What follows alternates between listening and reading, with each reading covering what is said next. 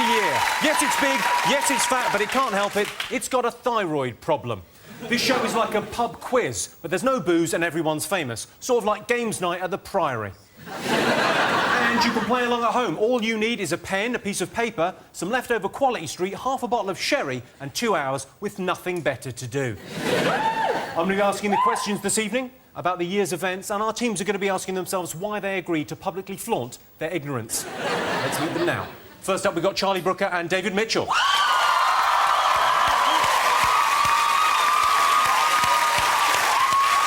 We've got Brydon and Claudia Winkleman. And we've got Russell Brand and Jonathan Ross.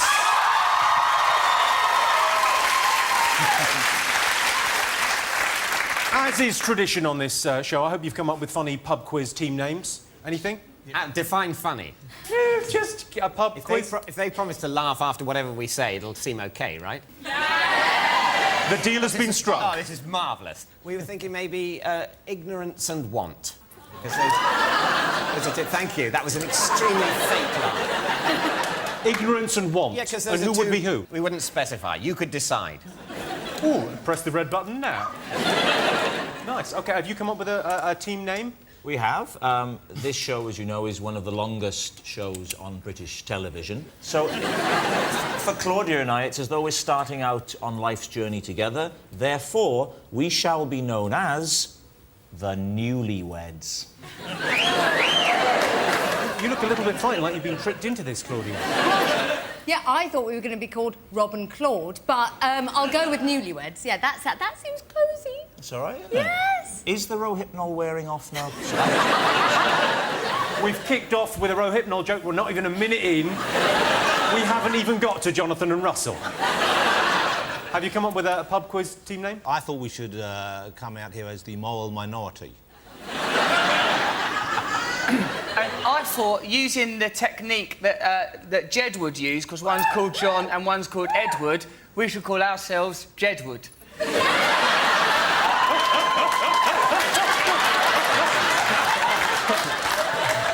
Beautiful. OK, teams, and you at home, we start with January and February. Of course we do, this isn't fucking Memento. Here's a reminder of some of the stories that hit the headlines earlier this year. Charismatic billionaire and cricket entrepreneur Sir Alan Stanford was charged over a multi-billion-dollar fraud. Suspicions were raised when someone charismatic was associated with cricket.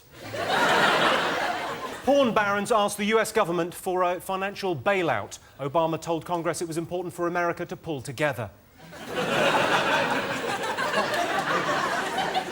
Good. The crisis in the porn industry came after the ill-judged Subo Does Dallas. We're not going to show you a clip, don't cry. Right, on to the questions for January and February. Right. In January, the governor of New York said, "We had a miracle on 34th Street. I believe now we've had a miracle on the Hudson." Yes. What was he talking about? OK, have you all got something for that? Do we want to win? All right, second question. Question number 2. Barack Obama was inaugurated in January, pledging to reform healthcare, close Guantanamo Bay and improve relations with the Middle East. But what triumph later in the year prompted him to declare, "I got the sucker"? Ay, ay, ay, ay. Ay, ay, ay, ay. She seems happy. Oh, I know that. Yes. Well done. Jonathan, what? Those aren't your glasses. What you're looking at here, Carl, is a masterclass in quiz psychology. Because when they look over here now, they see a movie star and a scientist. Sorry, you're wearing those glasses to attempt to look like a nerd to impress David Mitchell. I can tell that there is no glass in those glasses.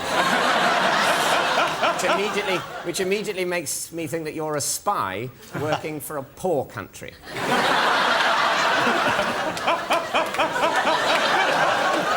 I think it's the frames that convey wisdom anyway. Yeah. The glass, anyone can get glass. You look very wise in them. And what's nice, when I wear these, it makes me feel like I'm sitting next to Megan Fox with a beard. That's who it reminds me of. Right, have you all written something down for that one? All right. Question number 3. Here's Christian Bale having a frank exchange of views with a crew member on the set of Terminator Salvation. Ah, da-da-da-da, like this in the background. What the fuck is it with you? Oh, good for you. And how was it? I hope it was fucking good because it's useless now, isn't it? Fuck's sake, man, you're amateur. I'm gonna fucking kick your fucking ass. You know, shut up for a second, all right? You don't fucking understand what it's like working with actors. Seriously, man, you and me, we're fucking done professionally. Fucking ass.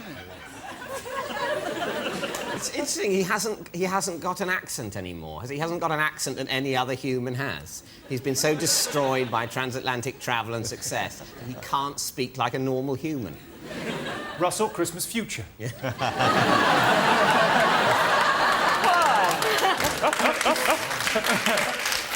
OK, so what I want to know about Christian Bale is, what was he angry about? Oh. Simple as that. What was he angry about? All right. He was definitely angry about something. Is this making you nervous that I'm writing? I love the fact that you're writing. It feels like she's in control. Are you being filthy? OK. I'm not being filthy, but I'm thinking filthy. Now, how much... Oh, go on. No, we're just enjoying our jokes. But we're keeping them private because we know what can happen. It's just for us. OK. Now, how much do you remember about the music of 2009? I'm about to put you in the capable hands of a man who, so 3008, he makes LaRue look 2008. That's right, it's Channel 4 News' Jon Snow. That's the correct response, yes. I can't believe you're not. What I want to know is, which hit song is he reporting on here?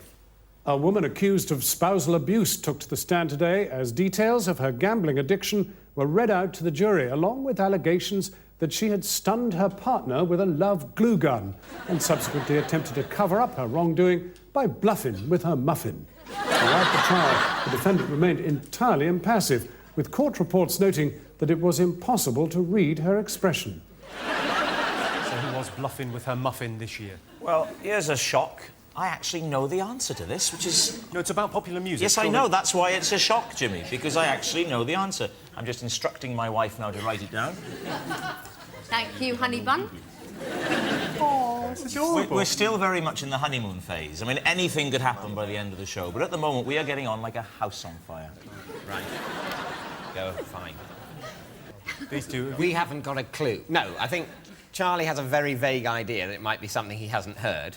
I'm convinced it's something I haven't heard. But it's difficult for me to select from all the billions of things I haven't heard which one it is. Yeah, if it's not on Phil Collins' No Jacket Required, you really haven't got much of a chance. Well, actually, you're way behind, because just the other day I was writing in a newspaper how I've also bought Susan Boyle's album. I've now bought 2 albums, and have consequently concluded that music is shit. Well, good luck with that question. That means your entire record collection of the tracks that we put on when we want people to leave at the end of the party, that's all you've got. I think, basically, deep down, I want myself to leave. This is meant to be a festive quiz, not an intervention. Yeah, marvellous. And for your final question, it's over to my brother from another mother, 50 Cent. Hi, Jimmy. It's been a great year for me. I got 2 million followers on Twitter, but can you tell me who tweeted this in February and why? Hell's teeth. We could be here for hours. Ask, Pooh, and Whittle. What? What did you say? Arse, poo and whittle. Oh, I know that. But it sounded much more interesting when he said it, didn't it? It was like, "As put a will." It was like, really, yeah, as put a will. Blah, blah, blah. Jonathan, Jonathan, finish things off. I'm going to take responsibility for our team. When you stray into an area which I think may cause a national scandal, I'm going to raise my hand. Your impression of Fiddy was that territory. Although my barometer for judging scandals has been damaged. Party in. I won't do Fiddy. The married couple and the civil partnership here are done. It's time for some answers. Yeah. I asked you what the governor of New York was talking about when he said there'd been a miracle on the Hudson. What'd you all get? Emergency plane landing. OK, and you've gone for David and We Charlie? went for plane crash. Nice, the nice type. It's one of those ones that gives you hope that you might survive a plane crash. Because now, well, before you'd have just thought, if the plane started going down, you'd think, I'm definitely going to die. Whereas now you can think, I might be in one of those 1 in a billion happenings. Well, let's go to the definitive answer for this question. Russell, Jonathan. That's the answer. We've drawn it there. We've surpassed language and gone straight to this visual image of an aeroplane landing on the Hudson River. Yeah. If the answer had been a shark with sunglasses on, I would have given you a point. If you would ask a question to which that was the answer, Jimmy, I think this quiz would be a lot more fun. Is that meant to be a plane crashing? Yeah, it's a plane, it's a nice... It's just crashed, Jim. It's not going to be in optimum condition. What do you want from the pilot? But wasn't that a lovely story? Wasn't it great? It was so nice to hear about people escaping. The only escape story that cheered me up more was when Peter Andre finally got away from Jordan. That was it. Well, I can tell you, you are all right. He was, of course, talking about the amazing actions of pilot Chelsea Sullenberg. But my aeroplane's been ticked now. That is a good thing that you have done that. Well done. My school weren't like that. That would have been another letter home. He's done it again. OK, it was the actions of pilot Chelsea Sullenberg, who successfully averted a plane crash by landing on the Hudson River. Well, I say successfully averted. He basically crashed a plane into a river and became a hero. It's an excellent bit of spin by him, I think. Yeah, if you crash on into a building, you're some kind of terrorist.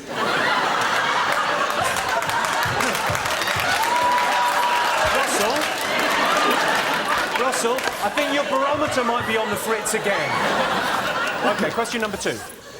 What made Barack Obama say, I got the sucker? What have you all got? Swatted a fly. Swatted a fly and he said, I got the sucker. What have you gone for, David? We went for he killed a fly. I wouldn't argue with swatted. I think it's...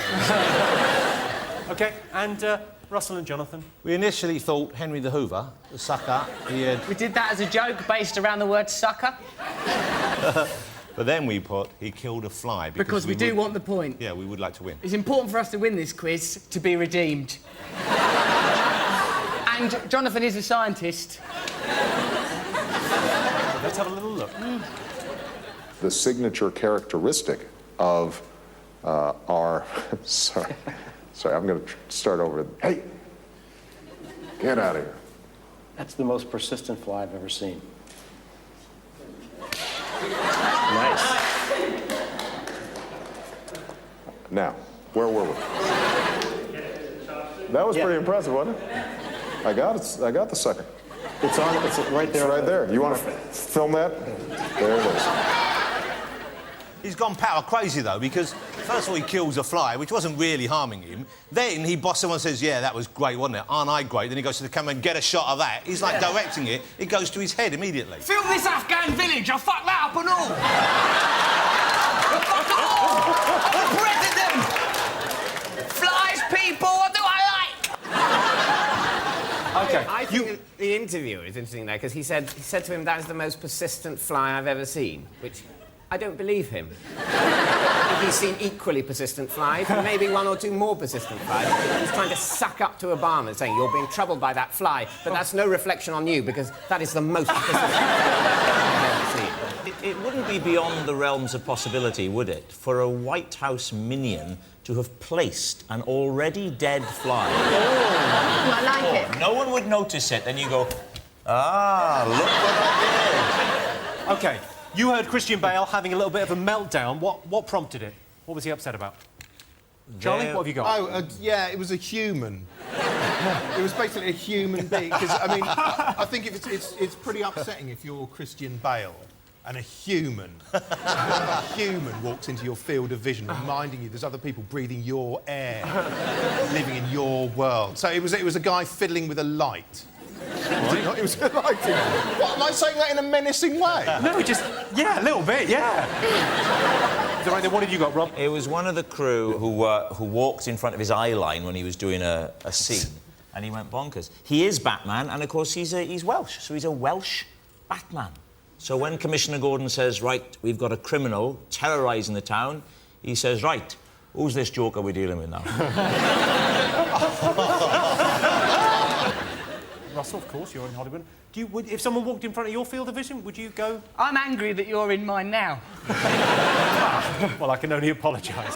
What did you put down for this, Jonathan? He had been poorly lit, which made him look less bat-like. You don't get a point for that. Why?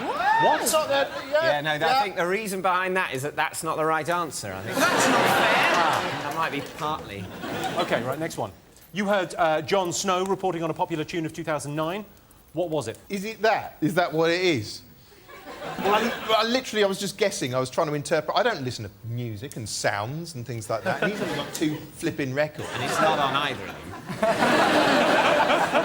Where have you been? Where have you been that you don't hear music? Clapham. So you've gone poker face, you've gone... Poker face. And we've gone Lady Gaga. Yes, well, we wrote the name as well, Lady Gaga. I think you all get a point. You've got it right. Yeah. Let's have a little bit of a listen.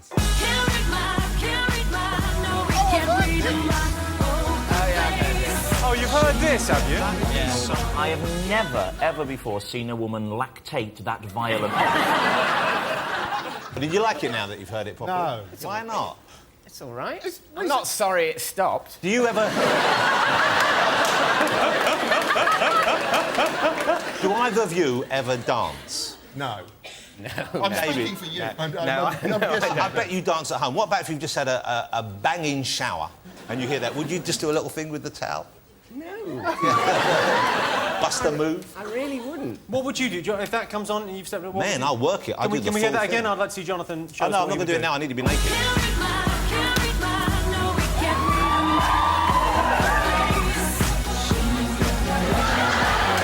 See, you've got to bust the move. That's what I'm talking about. But I'd like to see... Come on, now let's see the fellas have a go. No, this isn't... Come on, let's see a bit. OK, let's have from David and Charlie.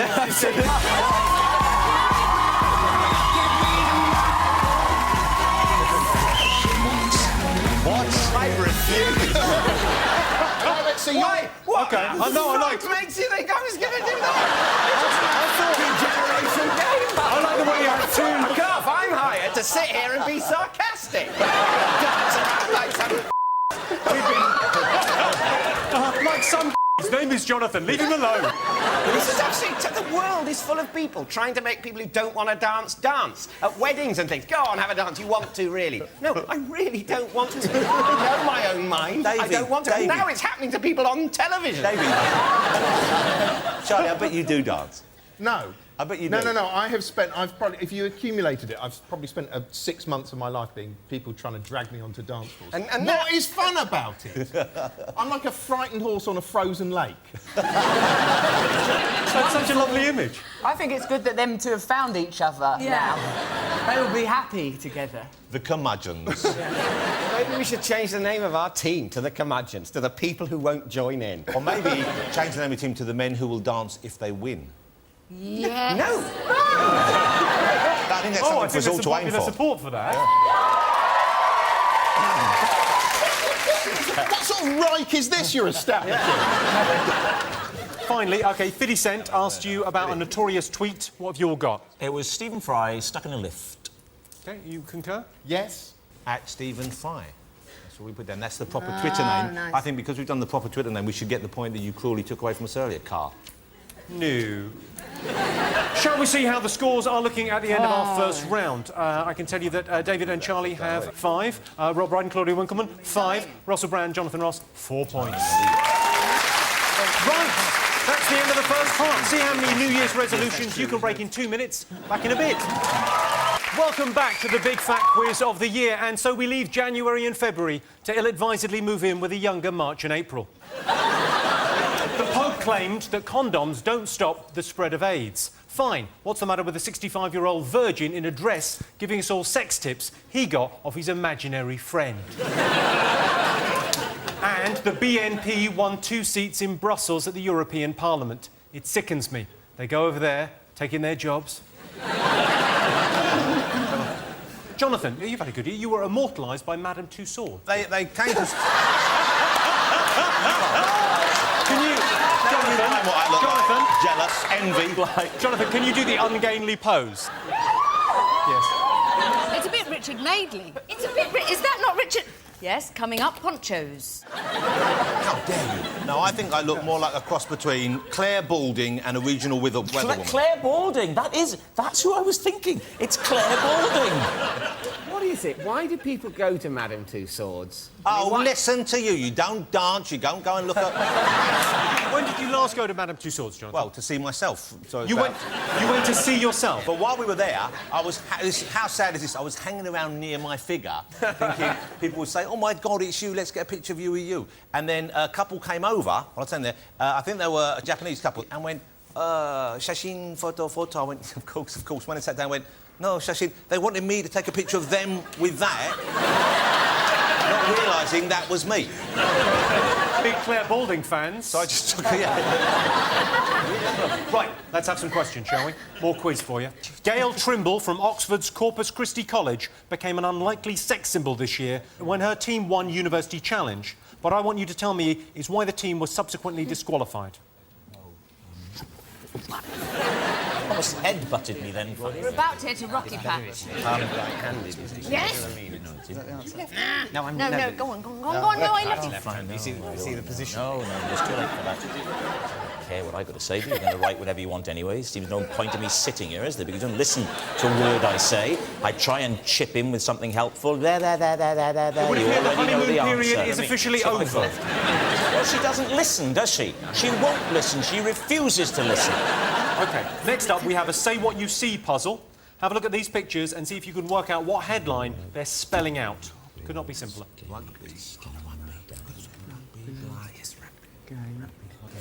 Easy. That's really good. We have cracked your code, Mr. Blofeld. OK. When Obama visited the UK in March for the G20 summit, Gordon Brown presented him with a magnificent antique pen holder crafted from the timbers of a 19th century British warship. What did Obama give Brown in return? I know. OK. We asked... hush your mouth, no one's getting laid till afterwards. I can pop off in breaks. OK, all right. We asked the velvet-voiced Tim Minchin, one of the breakthrough comedy stars of the year, to ask you a question. But instead, he went one better and he wrote us a whole song. So listen very carefully to the song that Tim Minchin has written for us, and I want to know what controversial internet service Tim is singing about. Ladies and gentlemen, Tim Minchin. It's just like 1984. Have we no privacy no more?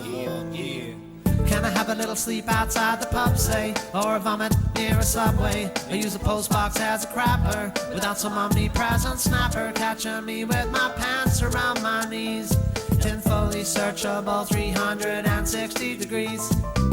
I understand that the neighbors might balk when I have my monthly sacrificial goat on my front porch.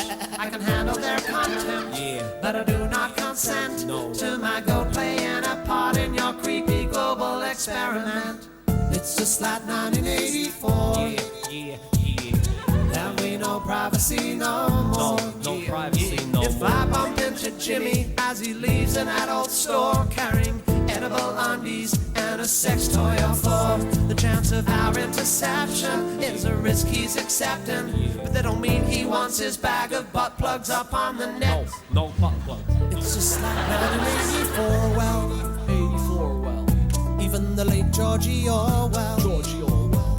Would surely think he was here in a fiction if you tried to describe how far this shit's gone. Would presume you were taking the piss, being happy with technology like this, where you can sit and watch Jimmy on the big fat quiz whilst peering into the letterbox of that swanky flat of his. It's just like 1980.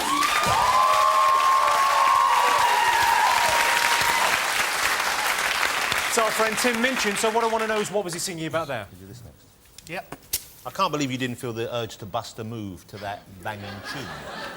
I was looking over and you didn't move neither. You sat there stolid and unhappy. Stewing in your own middle-aged juices. He's genuinely scared about that. Oh, seriously, I think you're going to love it. Dance on you're going to television. love it. And I'm telling you, you dance, I guarantee you'll lose your virginity this year. Because if no one else offers, I'll do it. Well, what if... I'll take it for you. You're going to fuck me up the arse, is that what I'm so sorry. I think it speaks volumes for Russell that his barometer didn't go off. Hey, have you heard Rob do his little man trapped in a box voice? It is the best thing ever. Do you think I'm some sort of performing monkey who can just be prodded to do his small man in a box voice whenever you... Where are you? Somebody get me out.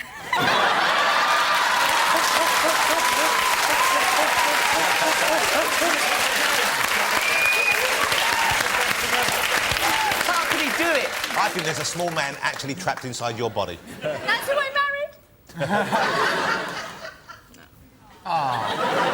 The small man is about to enter into the box. Can I get a taxi? Can I ask you, have you ever employed that voice in the bedroom? Well, it's the only way I can be aroused. You could do it like that was your private part speaking. Yeah. You could say, I want to do this, and the little voice could say, Daddy likes it. Like that. Rob, can you just say, in the man trapped in the box voice, can you just say, I don't like it in here, it's dark? I don't like it in here, it's dark.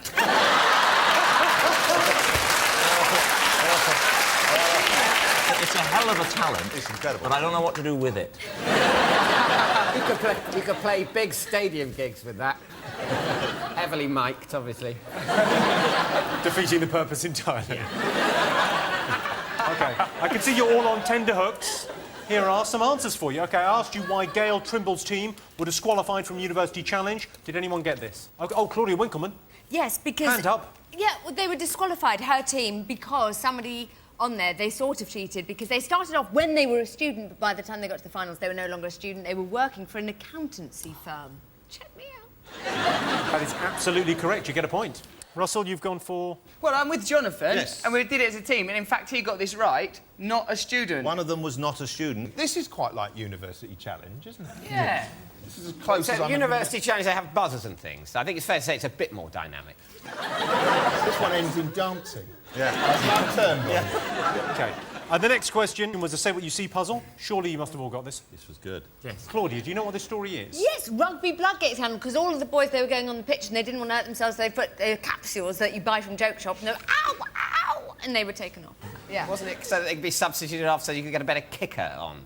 You're absolutely right. It's Harlequins rugby player Tom Williams who used a joke shop blood capsule to fake an injury. I like the fact they got it from a joke shop, because what if they turn up and they run out of blood capsule and turn up with an arrow through his head? That's quite bad. OK, I wanted to know what Barack Obama bought Gordon Brown in exchange for a beautiful antique pen holder. Now, this is the first one where we don't genuinely know the answer. We've gone for a very amusing answer instead. We've written dead fly in a callback to the earlier round, which I'm sure will have the audience in stitches. You're going to be mortified when I tell you that they've gone for that same excellent joke. But we genuinely thought that was the case. I notice in brackets you've gone for... DVDs, because we want the points as well as the joke. What have you gone for, David? We've gone for DVDs. It was DVDs. It was kind of classic American films. It's equivalent of... It's the sort of presidential equivalent of flowers from the petrol forecourt, isn't it? Yeah. Some DVDs that Here's someone gave. 3/4 of a bottle of whiskey. Actually, I know a bit more information about that. That boat, what the pen thing was made out of, was actually used to liberate slave ships. So I think, right, the subtle subtext of that was, oh, here's a pen made from a boat to liberate slave ships, which I think Obama probably thought, oh, that's a dig because I'm black and everything, I'm the president. You're saying, remember, we can fuck you up, we made you, we can destroy you. So I think, have some DVDs, you mug. Watch them out of your paper. The one what works. Yes, he almost certainly said, you mug. Well, they did actually say mug in American Chicago films, in a very different dialect. Well, how do they say it? Have you been working on your American accent? You mug! A pirate You or something. mug! You mug! I could do a pirate if required. You look like a pirate. However, can you do an American... You're trying to make it in films, and obviously the jury's out, but can you do... There's no jury involved. This is one part of my career that is not subject to legal action. Can you do a southern accent for us? Do Billy Bob. No way, I'm only playing me. I'm in films where I'm like this. It's like I just turn there, and if I see something in the script, I think that person's not got hair like my hair, I'd take it out. If they say this is a short-haired man, I'd say, well, I don't think I'd like to be him. OK, Tim Minchin. Tim Minchin sang for us. Yeah. What I wanted to know was what was he singing about, the talented boy that he is? What have you got? QVC for burglars. That's what it is. Google Map. All they do all day is look and say, that's a nice house, I'll go around there later. It's a disgrace. It's not Google Maps, it's Google Street View. Oh, you're so pedantic. I've had it with you and your fake Welshness. This is a quiz. In a quiz, you are rewarded for accuracy. Google Street View, Jimmy. Please do not award points to these two threats to national security and moral standards. I used to love you on TV doing your Don't little try and voice. faff around with your usual little fill. voice. You got it We're wrong. just saying, there's Too no late, need... too late. Talk to the arm, because the hand... Talk to the... Don't talk. Points, please, Jimmy.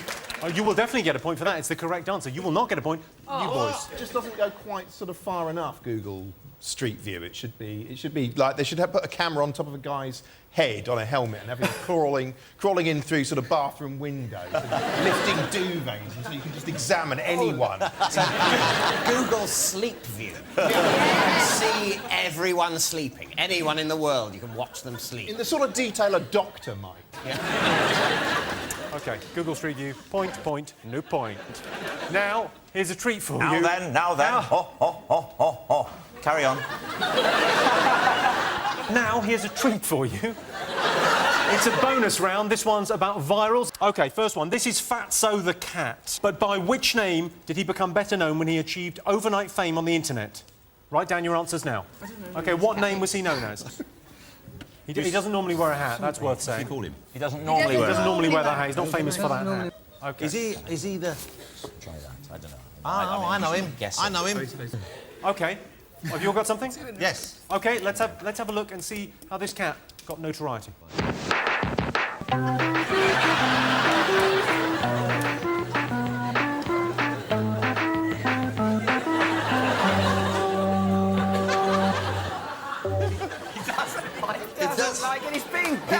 That's torture. The cat's going, what the fuck is going on? It's clearly they've stuck rods up its paws from behind. They're using a live cat as a puppet. That's disgusting. So is that not going to be your third record purchase? I don't like that. I don't like that. And, you know, in general, I'm kind of OK with a bit of cruelty to animals, but that goes too far. OK, Rob, Claudia, you've gone forward. We didn't know, so we went for Santa Paws. We just went right. You went with a very similar... Well, actually, we initially went with Santa Claus, different pun, but still... Slightly better. Still, yeah, slightly better. But, we crossed out Santa Claus and put the funny internet cat, which I think you'll agree is broadly right. Jonathan, Russell, you've gone with keyboard cat. We got keyboard cat. Which is absolutely the right answer. Once you told us it wasn't his hat, we knew who he was. But there is another internet cat called the spaghetti cat, isn't there? What does it do? Eat spaghetti. No. You've had a lot of time on your hands. I spent about 3 months just looking at cats on the internet. I did a similar thing.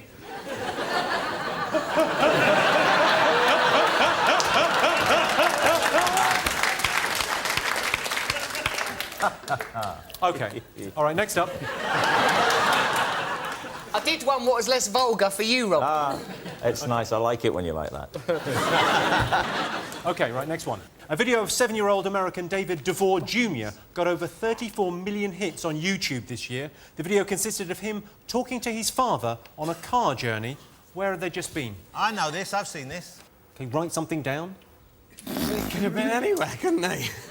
Well, have a guess. Right. Name a place. Yeah, that's great. Oh, I'm just writing them notes. OK, you've all got something for this? You went for Charlie and David? Redditch. You might have been to Redditch. And that became an internet phenomenon. You said guess. We guessed. We guessed wrongly. Your answer was? We didn't know. We wrote a few and then we thought we could cross them out. We wrote fairground, McDonald's, golf, sports. Incorrect. Well, I think Russell and Jonathan, you got... The dentist. Hey, we've all been there, lol. We made it internet-friendly for you right there.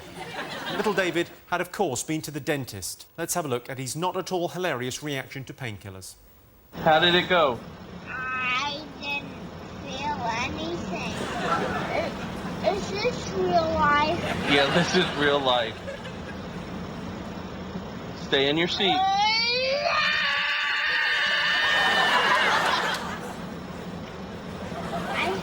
I feel funny. Why is this happening to me? It's okay, bud. It's just from the medicine. Okay? Is this going to be forever? No, it won't be forever. The first one is cat torture. Now we're sort of a distressed child on some sort of horrendous narcotic. I mean, isn't the internet fun? And to ask the final question in our Virals bonus round, please welcome a very special guest. You love him, I love him, we all love him. It's Peter Andre.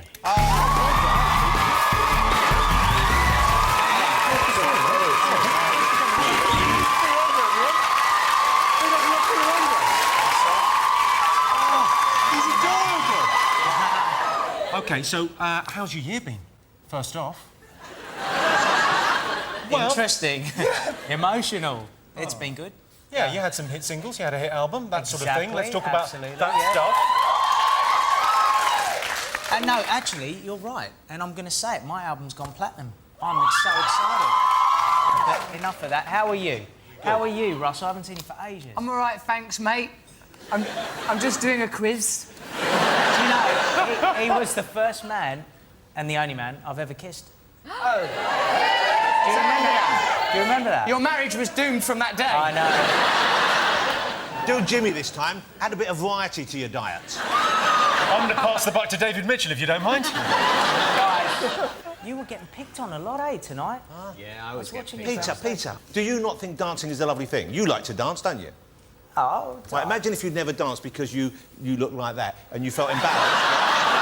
No, and then someone was kind enough to say, you were have a getting. dance. He was getting a lot of R's out the back. Honestly, you were A lot of getting arse. We're back to that.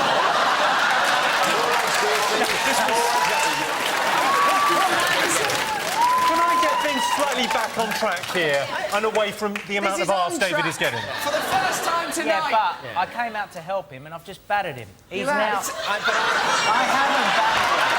Stop it. I'll tell you. Look, you come out to ask I was just going to start put my foot in it. That's just going to be worse. Let's move on. Come on. You've got a question for these two I have got a people? question. About it's a viral question. That's not what I was out here for. OK, it stunned the nation. It made Demi Moore cry and was the most viewed clip in YouTube history. What was it? Do we buzz that? Or we just No, you write down. No, you got to write it down. Answer. OK, all right. Have you all got something down? Finished. Yes. OK. OK, they've gone... It's really good. Oh! OK. That's a hell of a picture, Jonathan. Brilliant. That's beautiful. That's like a passport photo. When I first saw Subo, I thought it was the Gruffalo. Russell? Oh, yeah, don't say that. Poor cow.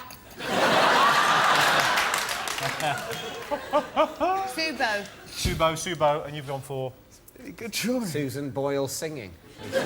the album that you bought. Yeah, but do you know... I mean, this... You got it right, but do you know what she actually did on YouTube? What song she actually sang? We gave him a card. It's gone to his head. I know. I think Did you I'm taking know? over. So...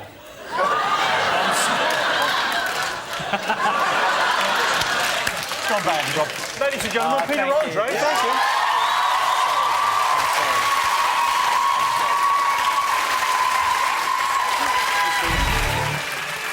Peter Andre, everyone. Lovely.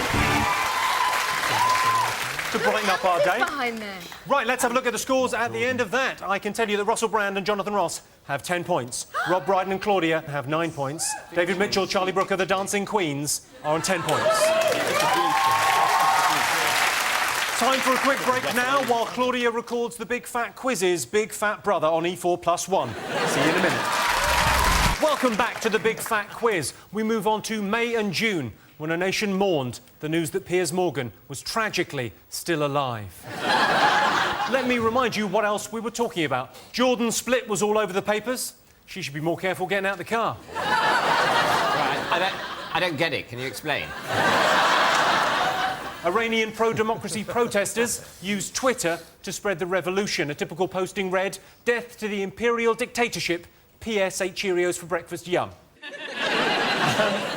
Believe it or not, I've got some more questions for you. As regular viewers know, every year the children of Mitchellbrook Primary School in Neasden shun the conventional nativity play to perform one based on major news stories. Can you tell me what they're brilliantly acting out here? Here's all the things we bought. OK, do not tell anybody. We'll see about that. Extra, extra. Read all about it.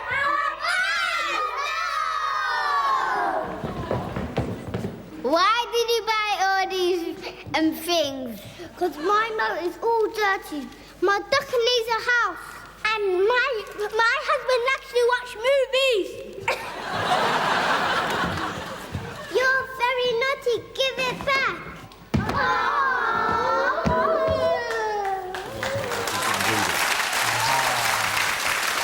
Adorable. They are adorable. That's Mitchellbrook Primary School there. God love them. And what I want to know was what news story were they acting out, OK? Second question. Who was heard around Westminster in May shouting "Ao Gurkhali" while wielding a big knife? You look nervous, Russell, as if you're about to be charged. Just sounds like a terrifying event. Michael Jackson, the king of pop, sadly popped his clogs. Take a look at this picture. Can you tell me what's going on here? This was one of the events after his death. What's happening here? OK. And now it's back to my Channel 4 news brethren, Jon Snow, reporting on another Song of the Year. Tell me what to go on, or I'll murk you.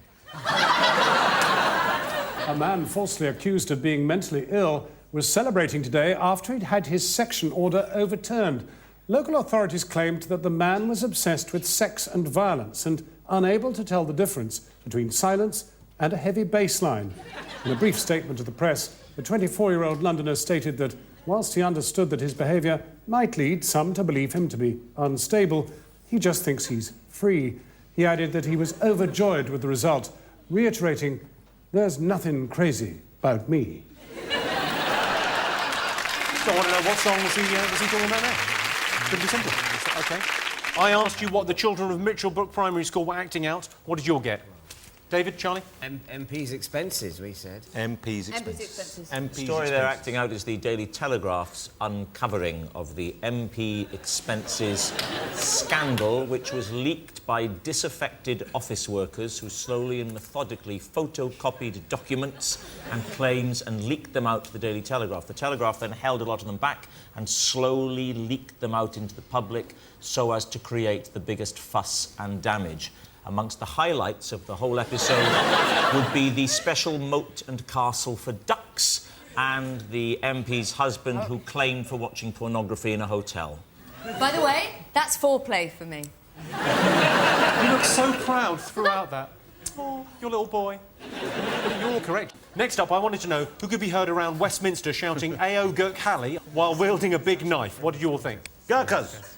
This was Joanna Lumley, representing the Gurkhas, Jonathan. It wasn't the Gurkha I bet itself. they did as well. I bet some of them shouted "Ao But the Gurkhali." person that was seen shouting was the lovely, fragrant national treasure that is Joanna Lumley, and she was supporting the Gurkhas because of her family history.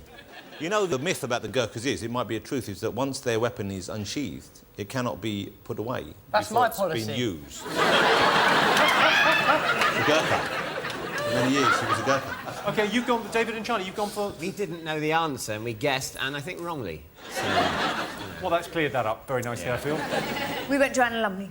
Joanna Lumley is the correct answer. OK, I asked you what was going on with this hat. What did you all get? Derek Acora held a sort of hour-long televised lie.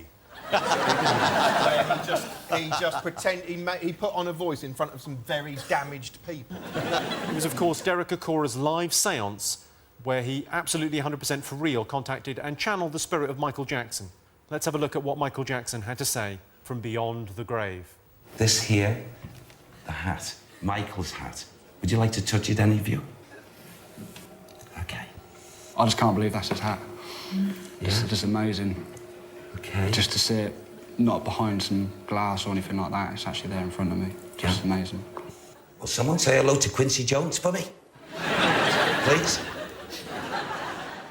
You see Quincy. You say hello. Please? Hello, Quincy. frighteningly like you. What? There you are. If you put your face together with his face, you would have Roger Federer. Or Ian Beale's daughter from EastEnders, one of them. He got in touch with him. He didn't ask him anything about any of the allegations or how he died or anything like that. He talked about a bit about his hat for 20 minutes and said that he loved all his fans. You imagine that if he had got in touch with the recently dead Michael Jackson, he would probably want to talk about the circumstances of his death as a priority. That would be much on his mind. I think he warned him first. He said, none of that, Mike. We're not going to ask you about that. No. Mike. But he presumably said, actually, I really want to talk about that because I just died under slightly odd circumstances and I want to clear it up.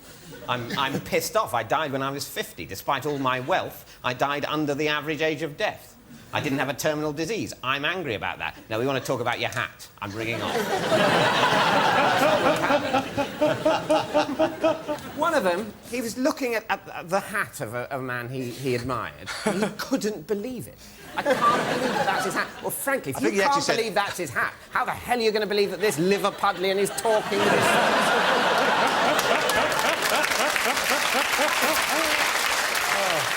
That man would have been happy with a programme called Behold a Hat. Well, you all got that absolutely right. Well done, you. OK, we heard a lyrical hitman, Jon Snow, reporting on one of this year's biggest anthems. But did you know what it was? My wife is pretty sure that it's the Dizzy Rascal. I'm not sure. I just guessed because he had a big song that I managed to not hear. I think it was something to do with Crazy. That's all I'm saying. OK, you've gone for Dizzy Rascal. You've gone for the Dizzy Rascal. You've gone for Dizzy Rascal. Bonkers. Because the song was Bonkers, wasn't it? Yeah, and they've got the answer absolutely right. The answer is... Well, let's have a little listen. Bonkers. Some people think I'm bonkers, but I just think I'm free. And I'm just living my life. There's nothing crazy about me. Oh, I'm surprised you brought that up. I didn't say anything. I merely couldn't resist the urge to move in time with the swaying beat. Now it's time for another bonus round. This time, all the questions are about television. Charlie Brooker, you may have a slight advantage here. But first, let's have a look back at some of the TV highlights of the year. This is the North. We do what we want.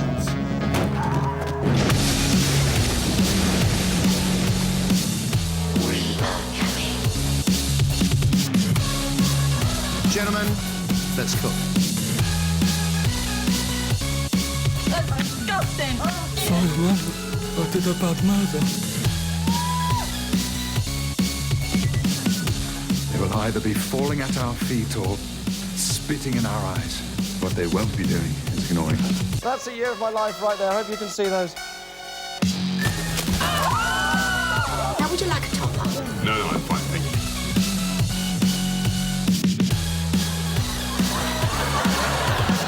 Feisty one you are.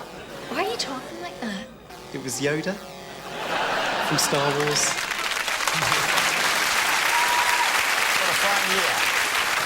OK, you saw the big balls from BBC's highbrow current affairs show Total Wipeout there.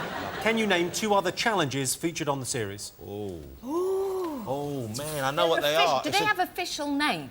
They do have official names, and they all sound like things you might do in a bedroom. I love the show, though, but I don't have another names. It's a brilliant show, though, isn't it? They're Brilliant. Quite, I mean, brilliant. If I tell you... I mean, I've already told you Big Balls is called Big Balls. They're not the most complex of names. All right, well, this... OK, they this one basically which is, describe what's happened. Oh, Charlie Brooker's on it. Yeah. Are you having to explain what Total Wipeout is, Russell? He says it's never entered his consciousness. He has no grasp of even the reason why such a show would exist, never mind who would watch it. It's the best. But you know why? Because we're lying in bed late at night, not together, I hasten to add, but we're lying in bed watching TV where he's out up to all sorts of hobgoblin nonsense. It's on at 5:30, Jonathan. I go to bed early. OK, all right, let's see what you got. Well, we got one. Well, Charlie knew one. Well, I don't know if I know it. Do they use words to refer to the rounds on that programme? They do, yeah. Dizzy Dummies is absolutely right. Wow, well done. Yeah. The bit where they fall in the water. That's all of it. No, the rest of it is just the bit where they fall in the water again and again and again. Don't you like it? No. I think it's a great show. It's one of the... It's a real sort of Marmite flipping thing, isn't it? Where you either get it or you don't. I just see people tumbling into the water 200 times in a row, and it makes me quite angry. I've even watched the same episode 3 or 4 times. That's how much I like it. And I managed to forget who's won and still get excited. What is wrong with you? I love so it. many things. Sometimes I watch episodes of Antiques Roadshow for the second time. That's a very lonely moment. Initially, you don't know you've seen it before, and then you start to think you can guess how much things are worth. And then you think you're an antiques expert. You realise, no, it's not that. We've got Big Balls Run, Slippery Slope Game, and Climb a Pole Game. You said it was stuff you could do in the bedroom. My wife and I adore climbing up our slippery pole. Russell, Jonathan, what did you get? We put Tidal Wave, and the other one, Punch Face, because I don't know what it's called, but there's quite a lot of things that hit people in the face. I tell you, we've got to go on this show. We could do it. We could win. Could we? I'll send you first for Punch Face, but I'll do Tidal Wave. I think I know what you mean, the punch face. Yes, that is definitely the best bit. The big That's piston amazing. punch Watching face. someone walking along wondering if they're going to get punched in the face. Right in the face. Get punched in the face! Yeah. And then they get back up and do it again. It's unbelievably good. The game's called Sucker Punch, that one. Also known as Punch Face. It's weird. It is the only place you can watch a woman being punched in the face, and it's Saturday night entertainment. OK, so, Charlie, you're the only one that gets a point there for Dizzy Dummies. Right. You could have had the qualifier, Sucker Punch, where you were very close, but you didn't get it. Human merry-go-round, donuts, barrel crossing, water wall, the spinner, the bruiser, launch pads. Can I just ask you something? What do you do in bed? The merry-go-round. Baby, it's time for the merry-go-round. The merry-go-round. You want to go faster, you got to scream louder. OK. Who is this, and what extraordinary spectacle is about to unfold? Oh, I know what that is. Who did the show? I'll be disappointed if some of you haven't got this. OK, Russell and Jonathan, you got something? Yes. Yes. What have you got? That is Robert Webb, the dancing half of the Mitchell and Webb partnership. Just about to launch into his mildly erotic version of Flashdance. And I don't think I'm the only man to have found that erotic, but I think I'm one of the few brave enough to admit it. Yeah, I would agree, but I wouldn't have said mildly. Actively exciting. Rob, Claudia? Flashdance, Robert Webb, comic relief. Very good, very good. David, did you get this? Yes, I got this. Yes, this may be one of the few dance questions I get. Yes, this is Robert Webb, flash dancing. Let's have a little look.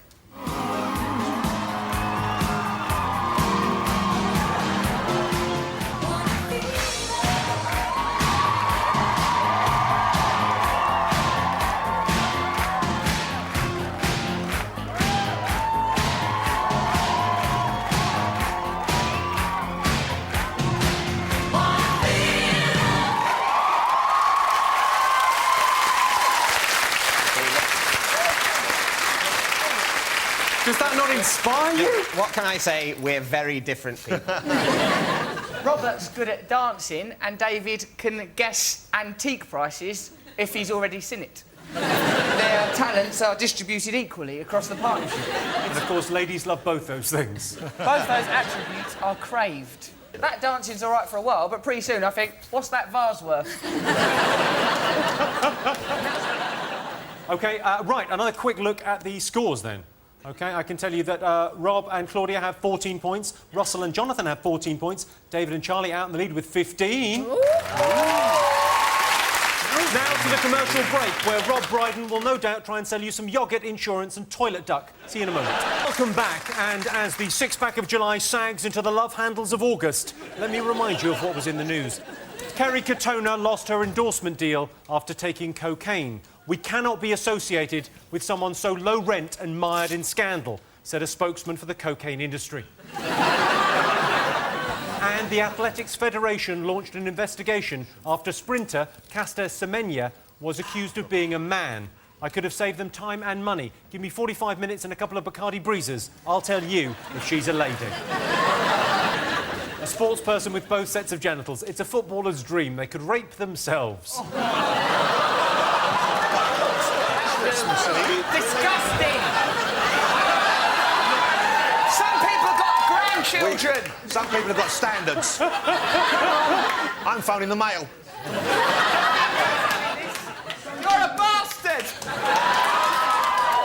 back here. I've got photos of both of you. You've wandered off. That was just for comedy. We've just done that for a laugh. We will now continue with your quiz. With your quiz. OK. MI6 appointed a new head, Sir John Sawyer, but he was immediately plunged into controversy. Can you tell me why? Yes. OK. MI6 controversy, you've all got something, OK? Next. What was Brazilian TV presenter Wallace Sousa's novel method for boosting ratings for his Crime Watch-style TV show? Oh, no, I don't know what he did. Whoa, what was that? I've got a slight back issue. I've got some back issues. If you want to have a look at them. This summer, everyone was surprised and delighted as England won the Ashes. Our next question comes from cricketing hero Stuart Broad. Hi, Jimmy. What song did some cheeky Aussie fans sing about me during this year's Ashes? Yeah, he does. That you're 10? That you were good in Harry Potter? Any of these could be. I'm about to go to Montessori. That cricketing would have got in the way of his revision, wouldn't it? This is the song, this is the question. I know the answer because I have an unfair advantage because I met Stuart Broad. Very nice. What was the answer? What did he say? I'm not telling you. If I tell you the answer, you'll romp to victory. OK. We haven't got an answer. You haven't got an answer for that? No. What song did they sing to that young man? I know the question, I don't know the answer. I see what's happening. So, who surprised everyone by mounting a daring rescue of 2 female journalists imprisoned in North Korea? Oh, I know this. Yeah. We know this. Understood. Is it maths next? OK. For our next question, we go over to a genuine TV legend. It's Sir David Attenborough. Ooh. Hello, Jimmy. Earlier this year, I had the great honour of having something named after me. Can your lovely teams tell me what it was? He had something named after him. What was it? OK, have you all got something for that? Yeah. Right, you are. Looking for answers? I got answers, I'll give you the answers. OK. I asked you what controversy beset Sir John Sawyer immediately after he was appointed MI6 chief. Your thoughts? Alrighty, here we go. Hey. This is to do with our old friend, the social networking site we call Facebook. Now, the wife of this man, silly old moo that she is, went and put some family holiday photographs, the sort of photographs that any family would take when on holiday. Quite incongruous, these photographs. However, when you're the head of MI5, you don't do it, girlfriend. She did it. He took... what's he doing? He's doing something over there, isn't he? And I can't see it. No, we're just enjoying listening to a man who appears to be 107 talking about Facebook. When there's laughter, you just assume it's someone else. I do. I assume something is happening over there. You're a comedian. OK, Charlie? Oh, yeah, his wife put Facebook photos of him up on the internet. Yeah. And you've gone for some sort of horrific... No, that was Russell's clearly getting a bit bored and decided to be a bit rebellious. I wondered if the pen would work outside of the agreed parameters. See, this is how you always get yourself in trouble. Metaphor for your life, isn't it? I wondered if the pen would work outside the given parameters. Somebody's granddaughter. Got it right. Facebook holiday pics, because it OK, was... well, you're all right. You've all that. got that. But Absolutely I think it'd be right. great. You should have more spies and stuff like that, because Twitter... I like Twitter, but it can be a bit dull. It's just someone saying, had a hangover last night, that pizza nearly finished me off, whoops. You know, it'd be great if it was Bond going, have my testicles almost mashed into a pulp by a man who bleeds out of one eye. Lol. That would be a much better tweet, wouldn't it? I don't see what the harm is as well, being up on Facebook, because he just has to not accept the friend. If Scaramanga goes on there, just deny it. OK. And next up, how did a Brazilian TV presenter boost ratings for his Crime Watch-style TV show? OK, Claudia Winkleman. He commissioned murder. So he presents a show a bit like Crime Watch. He commissioned people to be killed and then was first on the scene. And the police found out because every time they went to a murder scene, there he was, filming, going, aha, let us look at the evidence. John Nettles did that. They got a whole other series out of it.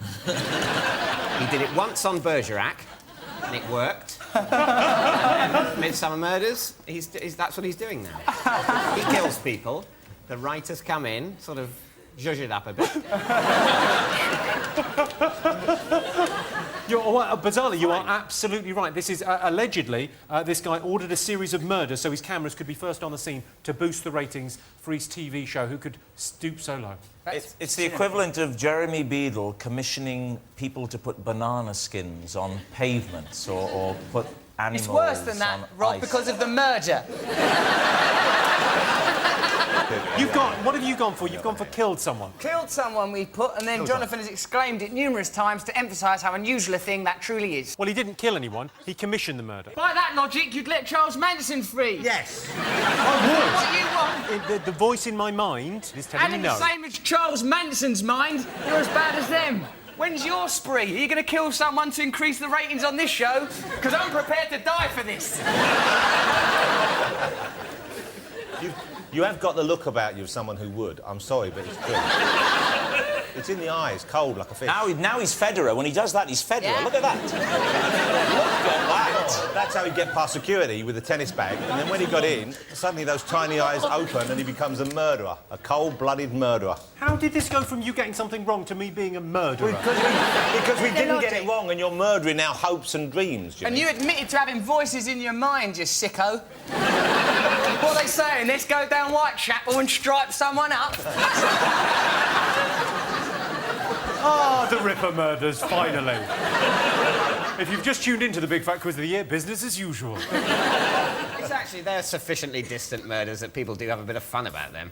It's the more recent murders that people are touchy about. They're cheeky murders, like there's a fog and a top hat. Yeah. It's the good old days. Entrails as a scarf. Bit of fun. Not like your murders, you sick tennis-playing fuck.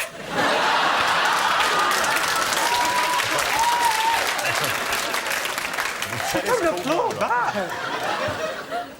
OK, Stuart Broad asked you what was sung to him during the Ashes this year. What did you all get? Yeah, dude looks like a lady.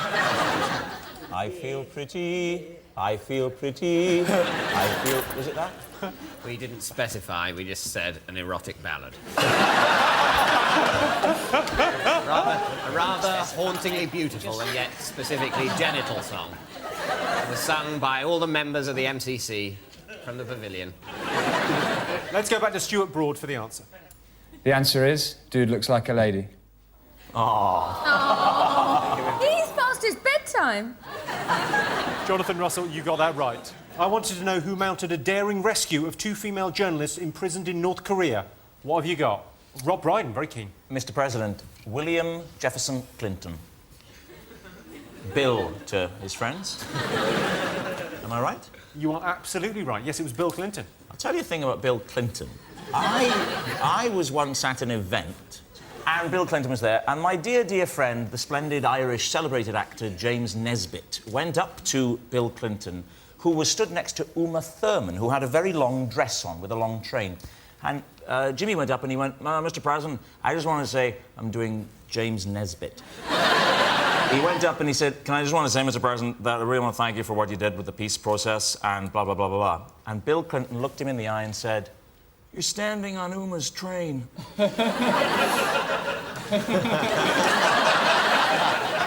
Classy anecdote. That's if anything, it's too good for this show. It was spoiled by the fact that your Jimmy Nesbitt impersonation sounds exactly like your Elvis Presley impersonation. Have you got a good Elvis? Do a good Elvis. I'll do my Elvis now, ready? Every dream I dream has come true 100 Jimmy times. Nesbitt. I have an extra fact about the Bill Clinton story if you want one. Yes. Oh, yeah, sure, why not? Go on. OK. Here's hoping it goes as well as mine did. No, they were offered to go and free these 2 journalists, Al Gore, and they said no. No, we want better, so Bill went.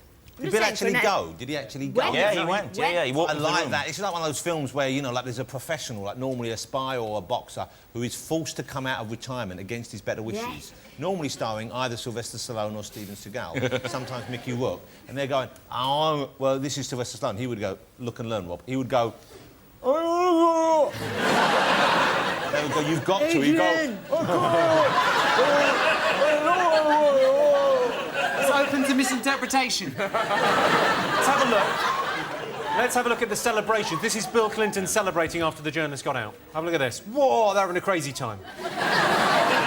Hey, Jimmy, I wonder what Sylvester Stallone would have to say about this. Let's see.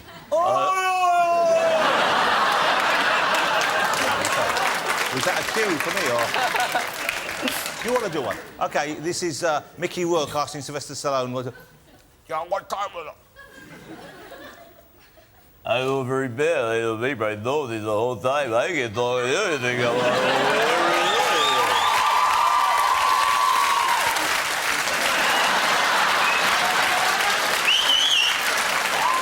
I get the feeling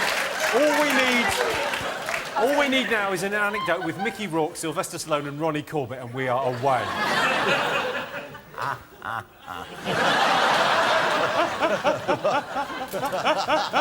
Oh, it's a perfect storm.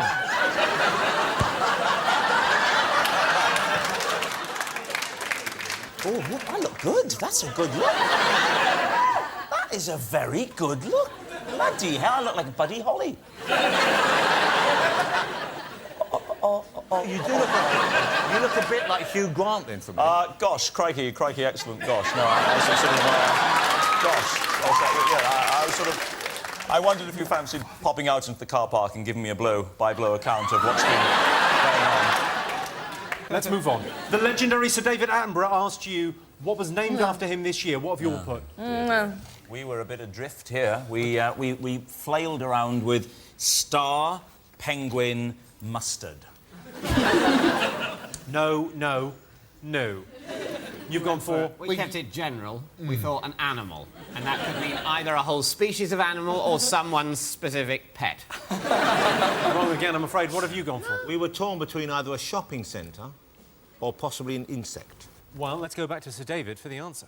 The answer is that they named a giant rat-eating plant after me. It was called Nepenthes attenboroughi. Oh, is that it? That's it, yeah, and it eats rats. A rat insect Plant that can eat a rat. Yes. Wow. Presumably the rat has to stay still for quite a long time. It's got to be quite a docile rat. Yeah. Not the It's brightest. basically got to be a rat with a death wish. When rats get really depressed, they know there's a certain sort of plant they sort of climb into. But I think it's more assisted suicide than anything else, isn't it? Well, the top bit looks like a lid, so I get the rat probably goes up there attracted by a smell, perhaps something sweet and tasty, and then the lid, boom, knocks him in the back like that. They should put that out in the jungle for the celebrities. Have you ever killed a rat? I killed a mouse once because I was told to, and I really didn't enjoy the experience at all. It's really hard. We had a rat, and I bought a rat trap, and it took several days to kill the rat. It just kept whittling bits off the rat. Sorry, it's true. Whittling? It took off its ear, then it took off part of its nose, then it took... Yeah, was this like a sort of a room of knives? As it goes in there? Torture chamber for It was rats. cheap. I bought a rat trap from a pound shop. A cheap rat. Sorry, were you making Saw 7 with rats? That was like a rat Nelson. That rat was a hero, Charlie. To the other rats, it would go back, yeah, I've lost an ear, but I'm still getting at Charlie's cheese. I'm living it. Right, now it's time for another one of our patented bonus rounds. This one's all about movies. I'm going to show you pictures from 3 of this year's biggest films. They've been subtly altered to make it look like I was the star, which I would have been if I hadn't had other commitments. Here's the first one. OK, so you've got to tell me the name of the film. What's the matter with that? Why is that getting a giggle? Nightmare on Any Street. OK, and the next one? Don't be like that. I think I look all right in that. That's like in a veil. Look, what's the matter with that? I look adorable. Adorable. OK, and the final one? This is just you living out your fantasies, Jimmy, isn't it? OK, have you all got something down for these? Yeah. Okay? Yes, Jimmy. So let's have a look. OK, Jonathan? Watchmen. Watchmen is the first one. Let's have a look at the first one. That was, yes, in order. Dr. Manhattan from Watchmen. We went Terminator, sorry. Oh, yeah, with the big blue man. Yeah, I remember, yeah. OK, next one. I think it looks like you've just remembered something terrible. OK, you all got this, didn't you? Surely. Easy. Slumdog. Were you posing for these photos, or were these, like, frames taken? No, they just found those. They just found these somewhere. I didn't post Really? them. Because Yeah. the last one's really... I don't want to know where that came from. I didn't even realise I had cameras in that place. I thought it was just a place where guys go to hang out. I think my face does look better than his. Look when it changes. Mickey Rourke in the rest of it. No, I like that face. It looks like a kind of dolphin or something. OK, let's have a quick look at the scores after all that. Rob and Claudia are behind. They've got 19.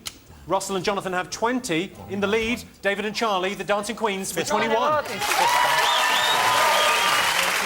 We've just had a complaint from Ofcom about one of the jokes in the last part, and as a result, we're going to be suspended for the next 2 minutes, and the show will be replaced by some adverts. Back with an apology after the break. Come back. It's autumn, and the golden browns and oranges you see everywhere can only mean one thing. You've got cataracts. Let me remind you what happened in September and October. Terry Wogan announced he was quitting Radio 2. He gently woke up millions every morning, but then so does a full bladder, and a full bladder doesn't force you to listen to Mick Hucknall and the fucking Cause. And in Kent, a remote-control toy helicopter was used to smuggle drugs into a prison. Oh, I bet that must have hurt.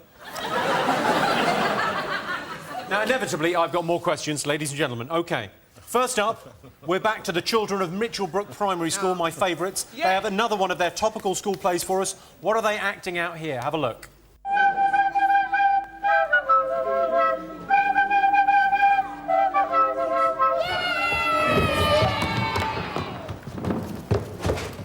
Hello, everybody. Here's the best person who's singing.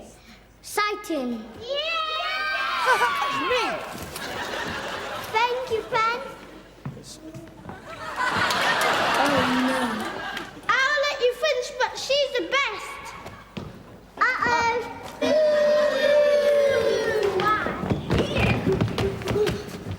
Do you think it's naughty?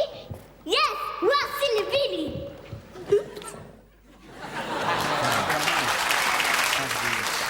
They're just impossibly cute kids. What a silly Billy. Aren't they lovely? Yeah, they're very nice. OK, right, next one. Why did 22,000 people complain about this woman? Well, I like her eye. I like the one that's looking at us, not the other one. I'm just saying I've got a favourite eye. I like that one. OK. Time for another Say What You See. We all love the Say What You Sees. Look down and say what you see. Oh, yeah. OK? Oh. OK. The next question comes from retired Time Lord David Tennant. Hello, Jimmy. As you know, I'm often seen in a rather unusual mode of transport, my 1987 Austin Allegro. But in October, which unusual mode of transport made 6-year-old Falcon Heaney from Colorado internationally famous? OK. You all got something? For 3 months, London's Trafalgar Square was home to artist Anthony Gormley's project One and Other, in which members of the public were each given an hour on the fourth plinth. Here are some of the highlights. Have a look. Makes you feel proud to be British.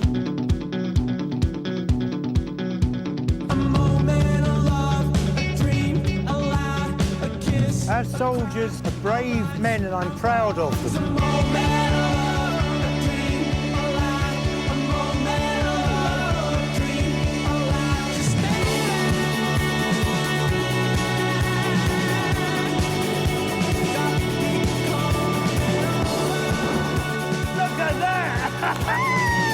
I can't believe this, brother. She said yes! Bend the knee.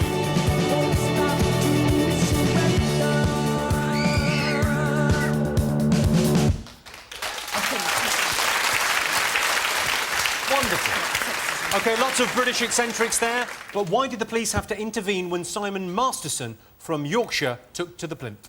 Oh. I think that the plinth was excellent. Don't you think? What an excellent scheme. Oh, I agree. It was a good idea, yeah. Because it's like public spirited and things. It's a very good It idea. just seemed It was somehow nice. fun. I think they should have tried to do it forever, though.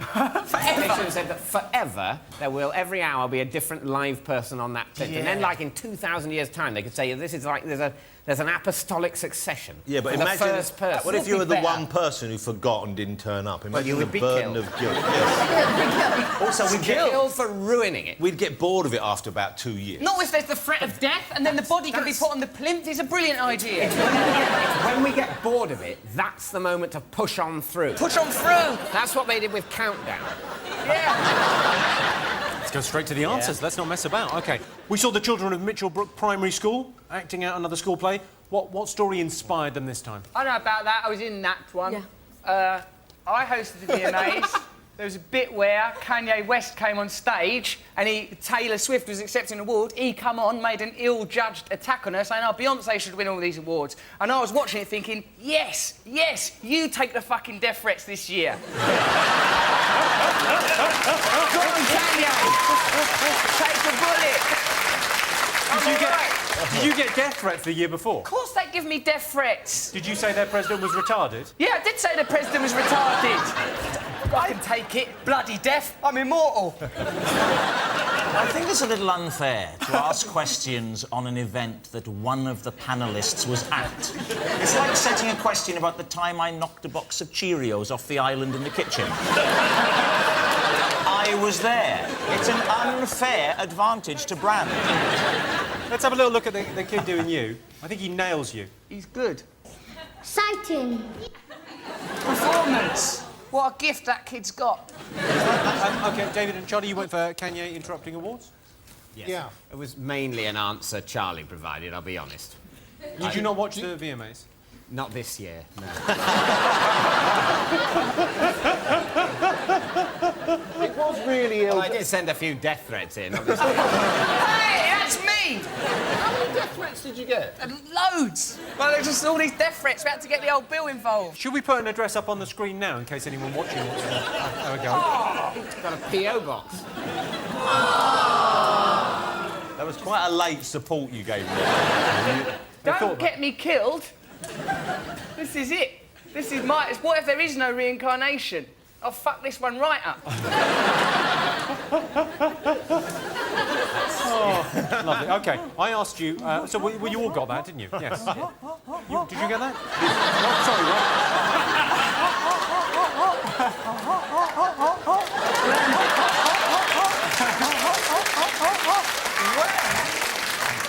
I've known you for some time. Yes, When Rob. did you develop that stupid laugh? It's not a stupid... It's a grant. I know when I laugh it sounds a bit like a seal is being molested, but... What is it? Where did that come from? I laugh. Well, I would ditch it and ditch it now. Russell, give him a better laugh. What should his laugh be? I think it's interesting that you've known him as long as you have and never heard him laugh. I think that's an indictment of you, Rob.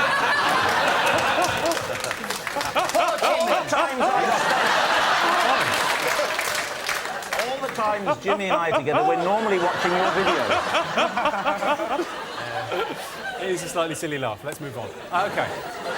I wanted to know why 22,000 people complained about this woman. I'll tell you why. Because she's a silly sausage. Oh, easy there.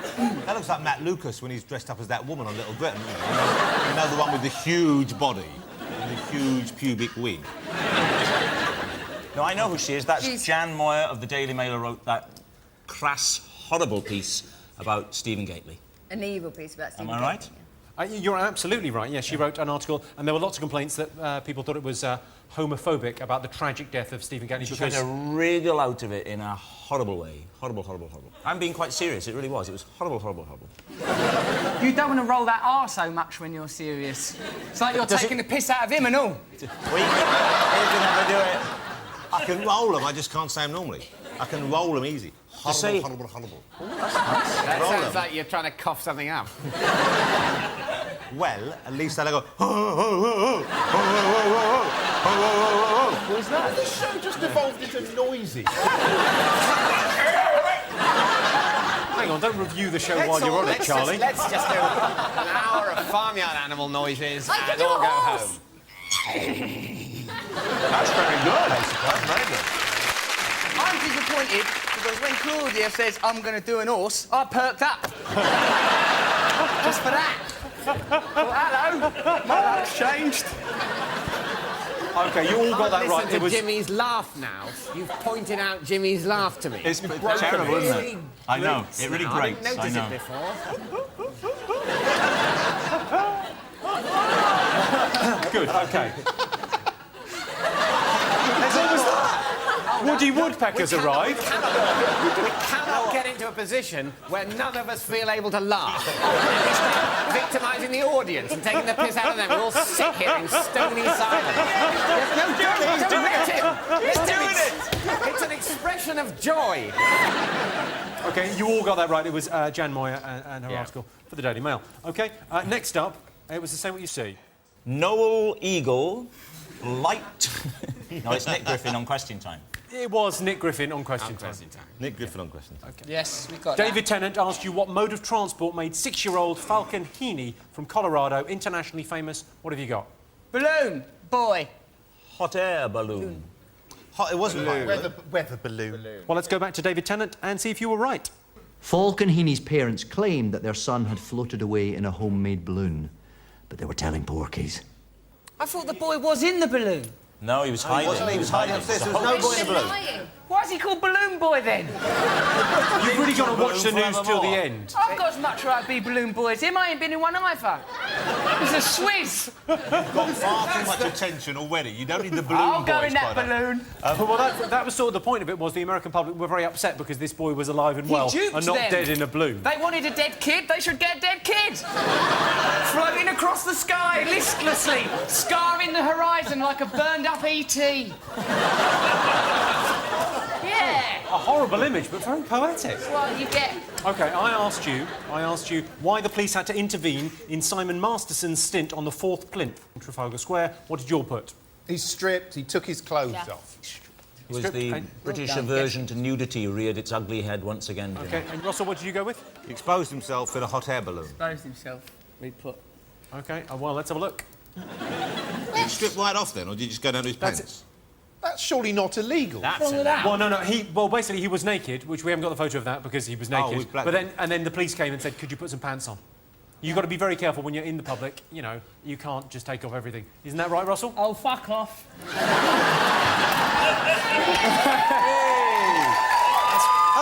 That's quite a generous censored across there, Certainly isn't it? is.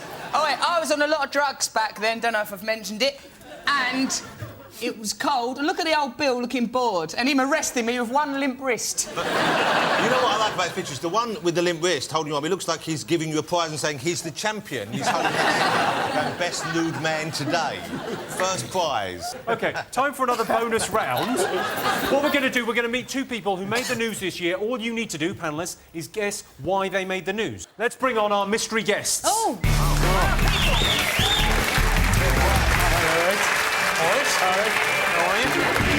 Come and say hello. These are our mystery guests. You can ask them questions, but they can only answer yes or no.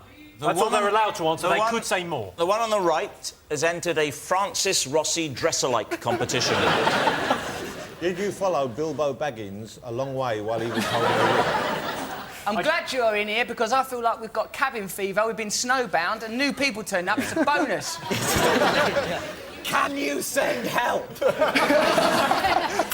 OK, yeah, just bark abuse at them and Are then guess what the story you is. related to each other? No. Are you Scottish? No. Are you Irish? No. Are you English? No. Are you Welsh? Yes. I can spot him instantly. Are you from South Wales? Yes. Are you from Port Talbot? No. Are you from Cardiff? Are you a big... Are you from Swansea? I'll take it from here, Russell. Are you from Bridgend? Can we just cut Are through? you from Shut Up, David? Are you from Kidwelly? Sorry, are we going to establish Tenby? whether they know your nana? Is your being Welsh relevant to the news story you were involved in? No. No. Right. What's going on about Wales? Wales, this.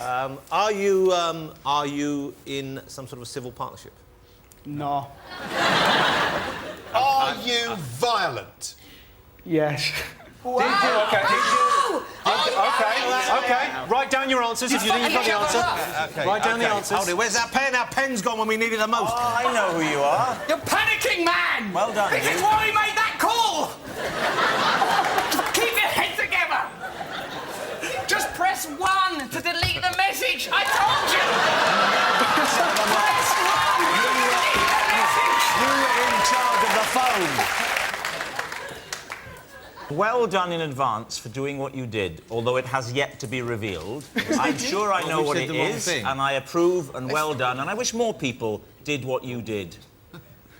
I think you... And either we're really wrong or you're... Can we just see... Oh, you're horrible. Have you all got answers now? What have you got? I thought, are you the guys who attacked the cage fighters who are in drag? Oh, the other ones, they are the cage fighters, you idiots.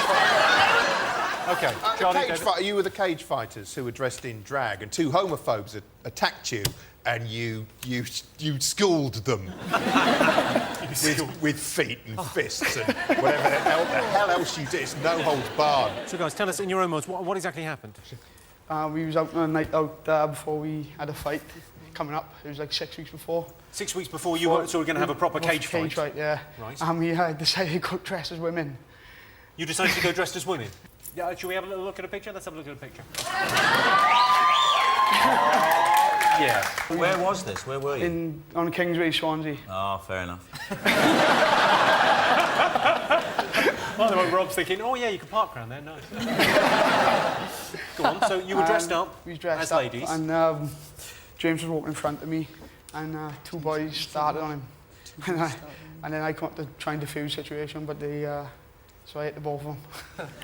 Sorry, you hit both of them? What were you doing? Just going off lad in my tights?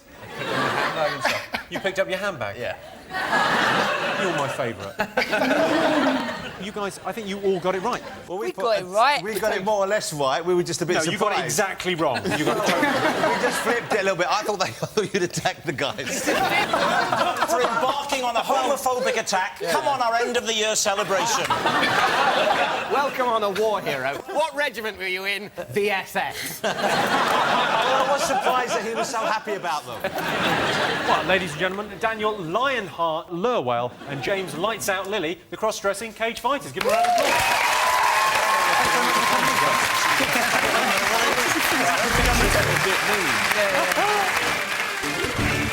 OK, let's have a look and see what change there's been on the score front. Russell Brand, Jonathan Ross, Rob Brydon and Claudia Winkleman, neck and neck, 25 each. It's like nothing's happened. We might as well not have done anything then. And who writes these numbers? Because it ain't us, and the number's there. OK, David Mitchell and Charlie Brooker are in the lead with 27 points. Well, I am bursting for a piece. I'll tell you what, I'll meet you back here in 2 minutes with more questions. See you then. Welcome back to the final part of the Big Fat Quiz. As the year drew to a close, so did the decade. And it was the last ever chance in our lifetime to wear novelty New Year's Eve glasses like these and still be able to see properly.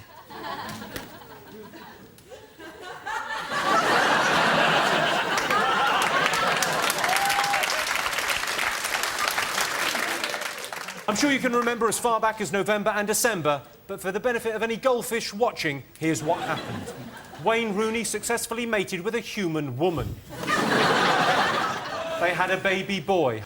Colleen says she'll get back to work the minute she finds out what she actually does.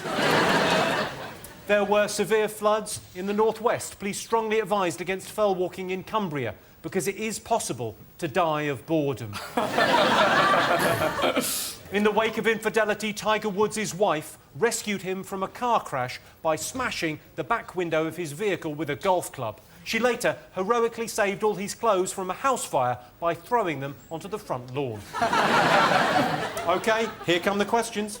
Have a look at this epic high-five fail at NASA HQ. OK, all stations flight. Great job. OK, something good's happened. Something good has happened. Complete closeout of your It's gone brilliantly. flight products and get them on MDPS. High five. Yeah. Oh. He looked right at him and he moved on. Oh, God, and now we're just laughing at the poor bastard. OK, what I want to know was, what were they attempting to celebrate? Oh. So it was a bit of good news for NASA. All right. I think Claudia Winkleman's got it. OK. What did you say, what? He said Claudia Winkleman's got it, and I, for one, can back him up on that.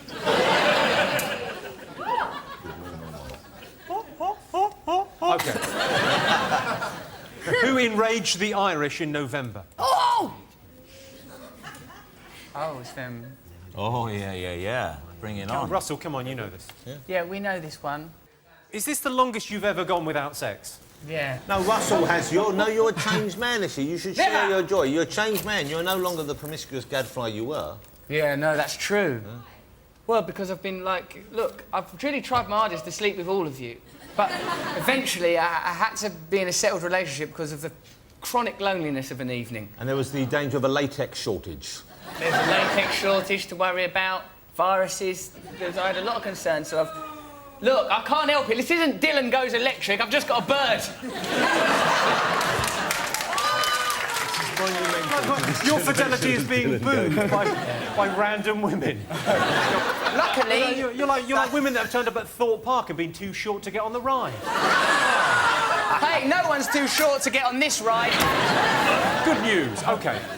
Have a look at this clip. What does this man know nothing about? So what's been going on in there? Not a lot, really. We don't really know what's going on, to tell you the truth, mate, so... No celebrations or anything? There's been loads, but they're not here. Not here, What's no. the jobs? Where have they gone, do you know? No, we don't know anything at all. We don't know anything. They've all... Are they your age, sort of thing, or are they older people? I don't really know, We're not saying anything, to be honest. I don't really know. They're all sorts of ages. They're in the syndicate. I don't really know too much about who it was. Like I say, So how did you find out about it? Do you have any Excuse me. Just point them out, really, the same as yourselves, you know, so... Yeah. You didn't hear the cheering or anything? No, didn't. What does he know anything about? On fire. I'm suddenly come into business. Ah, yeah. You've got the skills that pay the bills, Claudia Winkleman. So you have. OK. Our next question comes from the one and only Dr. David Starkey. Can you tell me whose historic saga is he recounting here? It was here in London that two young Irish minstrel brothers sought the counsel of a rich and powerful judge, famed for bewildering feats of alchemy, transforming lowly peasants into sought-after songsmiths. Oh, what a surprise to the natives of London their strange appearance must have been. Each brother with an expression of demented enthusiasm and a towering shock of flaxen hair. The country was cloven in two. Some were charmed by the siblings' unusual interpretations of popular folk ballads, such as Ray Parker Jr.'s Ghostbusters. But others accused the judge of hubris and betraying the integrity of his high office. Unburdened by talent or charm, the duo soared to new heights. But perhaps like Icarus, they'd flown too close to the sun, and not even Ricky Martin's She Bangs could turn time. But just as quickly as they'd entered the kingdom, they were gone, forced to wander in the wilderness with Michelle McManus and same difference.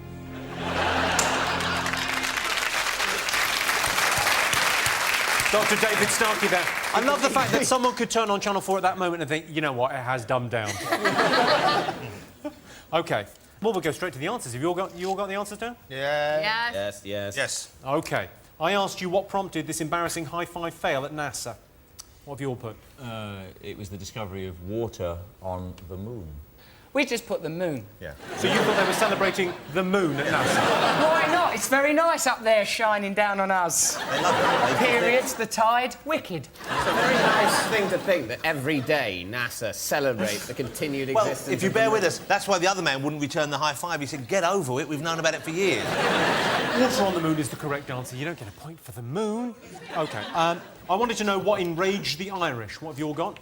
I can't really make out anything there. Henri. Can you say Henri there? Yeah, I'd say it says Henri on the right there. OK, all right, Henri. Yeah. H-E-N-R-Y. Henri, red rum, red rum.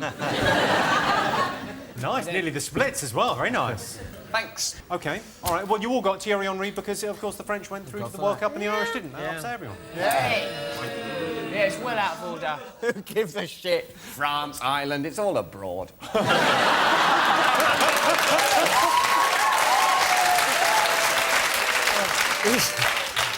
He seems to be saying exactly the same thing in that photo. Yeah, it's all abroad, don't worry about it. OK, so it was Thierry Henry's handball that upset the Irish. All right, what did the befuddled man not know anything about? Oh, Claudia Winkleman. The lottery winners. They won over £90 million. Half of £90 million. And then there was a couple in Wales that got the other half. That's true, yes. A couple of cage fighters. Come back. Well, you're all absolutely right. Yay! We heard a delightful tale from history, courtesy of Dr. David Starkey. But who was he telling us about? What have you all got? We've got the Jedwards. Jedward. I'd like it if they were called the Jedwoods. We've also gone with Jedwood. Jedwood. Let's have a look from David Starkey. Hello, Jimmy. I was, of course, talking about John and Edward off of X Factor, or Jedwood, if you will. Good night, sweet princes.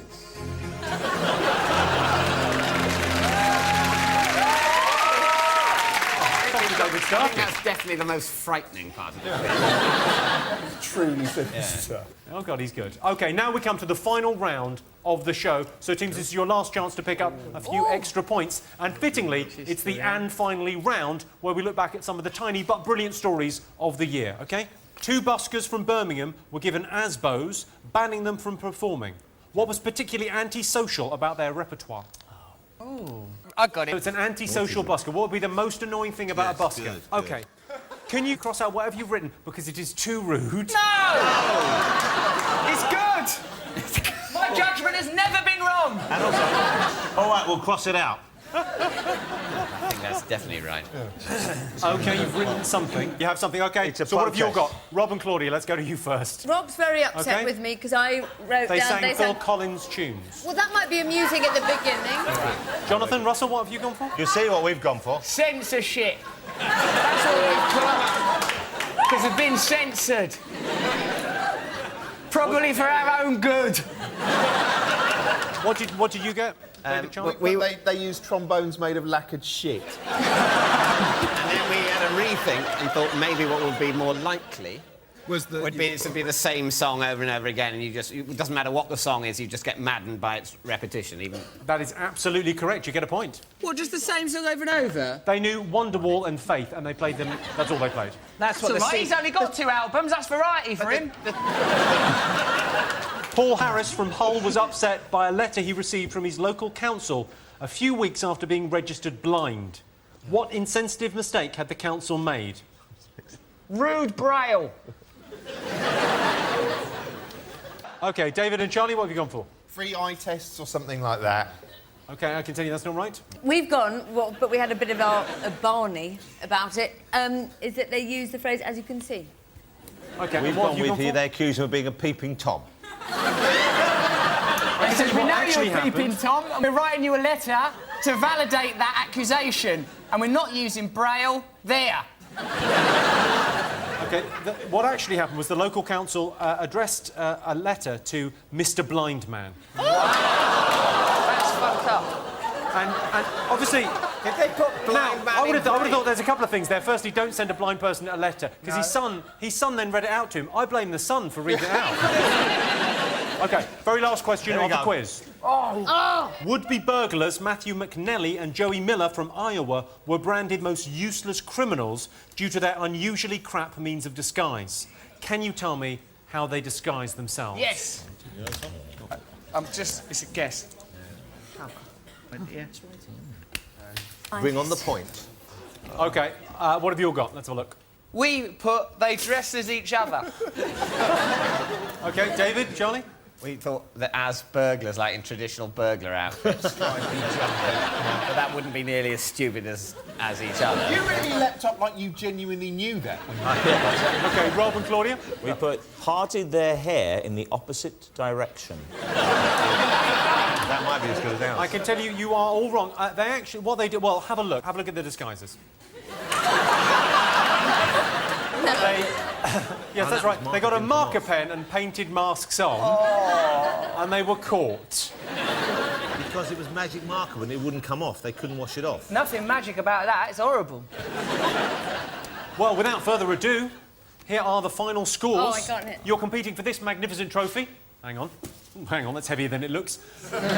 Right, I can tell you, in last place, Jonathan Ross and Russell Brand, as well as Michael. In second place with 29 points, it's Rob Brydon and Claudia Winkleman. For the winners of the Big Fat Quiz of the Year 2009, it's David Mitchell and Charlie Brooker, gentlemen. So that's it for the Big Fat Quiz of the Year 2009. Hope you liked it, and if you did, you should have put a ring on it. We'll see you in 12 months' time for the Big Fat Quiz of the Year 2010, when we'll be talking about England's World Cup win, the Tory government and the zombie uprising. Good night. Look at them. Do you have anything to say? No. Do you have a dance you want to do? No, I'd rather not do a dance.